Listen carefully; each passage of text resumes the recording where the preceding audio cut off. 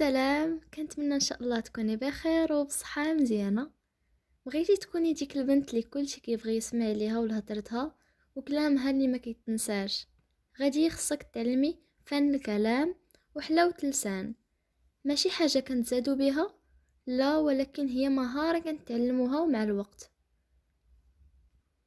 لسانك كيولي تقدر بالعسل بحال الشهدة، واللي يهضر معاك ما يسخاش بيك تسكتي.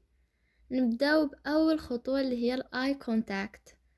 ديما خلي عينيك في عين داك الشخص اللي قدامك، كيعطي انطباع بلي راك ضايقه في راسك ومهتمه للحديث مع الشخص اللي معك. وكوني حليلوه في هضرتك واختاري عبارات المدح بعنايه. ملي تكوني كتهضري مع شي واحد مدحيه وسط الكلام بهضيرات حلوين على حسب الموقف.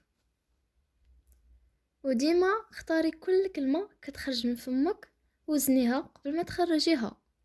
الا ما بالك ما تقولي سكتي، كما قالوا ناس زمان: الكلام من فضة والسكوت من ذهب. وديما حاولي تحافظي على ابتسامتك في الكلام، وفاش الشخص اللي قدامك كيهضر ما تقاطعيهش، خليه حتى يهضر، على عاد هضري نتيا. ملي كنقولوا حلاوة اللسان كنقولوا الصواب المغربي، هضرتنا المغربية ديال زمان وصوابنا، دخليهم ديما في هضرتك في مواقفك. واهم حاجة خاص يكون عندك رصيد معرفي وفكري، قراي كتوبة على تطوير الذات. المهم قراي الكتوبة، ديما عمري وقتك بالقرايه باش ما تحرجيش فاش يتعرض عليك شي موضوع تكوني اصلا قاريه عليه، والحاجه اللي ما عارفاهاش عادي تسولي عليها، ما في عيب.